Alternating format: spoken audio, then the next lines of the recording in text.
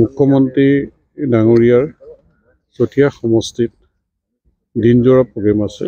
প্ৰথম কাৰ্যসূচী হ'ব চৰকাৰী আমাৰ ল কলেজ উন্মোচন। এইটো কমপ্লিট হৈছে। আজি আয়ুক্ত ডাঙৰীয়া আহি পেলাই পৰ্যবেক্ষণ কৰিছে। তাৰপিছতে আমাৰ হ'ব যে ইণ্টিগ্ৰেটেড BEd কলেজ ত্যাগবীৰ হেমবুঢ়া মহাবিদ্যালয়, তাতো উন্মোচনৰ কাৰ্যসূচী আছে। আৰু তাৰপিছতেই আমি কন্যাকা বহুমুখী কৃষি প্ৰামত যিটো NIL-ৰ জৰিয়তে আমি জিম আৰু যোগা কেন্দ্ৰ নিৰ্মাণ কৰি উলিওৱা হৈছে, সেইটো উন্মোচন হ'ব।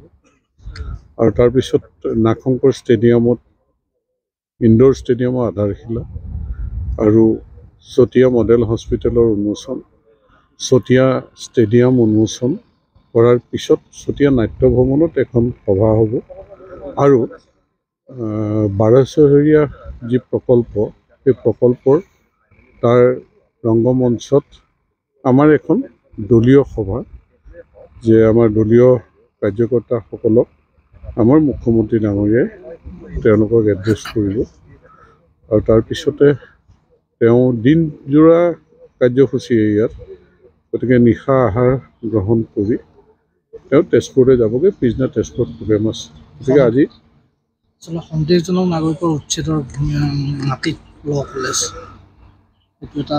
এইটো আচলতে আজিৰ দিনটোত সেই সময়ৰ কথাবিলাক যদি মানুহৰ ছবিবিলাক মনলৈ আহে, ই যেন অসম্ভৱ, কিন্তু আমাৰ সপোনটো বাস্তৱ হ'ল আজিৰ দিনটোত।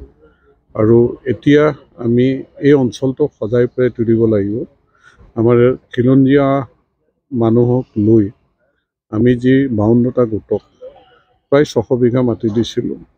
গতিকে ইয়াত কৰ্মসংস্কৃতিৰ বা কৃষি বিপ্লৱ কৰিবৰ কাৰণে কৰ্মসংস্কৃতিৰ জৰিয়তে কিছু ফাৰ্মিং কৰাৰো পৰিকল্পনা আছে। সেইটো বাস্তৱ, আজি যেনেকৈ ল কলেজ বাস্তৱ হৈছে, সেইটো আমি বাস্তৱ কৰিব, সপোনটো বাস্তৱ কৰিবৰ কাৰণে সক্ষম হ'ম।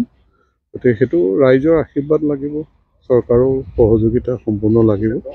আমাৰ ল'ৰাখিনিয়ে মন বান্ধিছে যে আমি নিশ্চয় এই চকীঘাট ব্ৰিজ পাৰ হৈয়ে আমাৰ মানুহৰ দখলত থকা মাটিখিনি সেউজীয়া হ'ব, ইয়াতে উৎপাদনমুখী যাত্ৰা ত্বৰান্বিত হ'ব।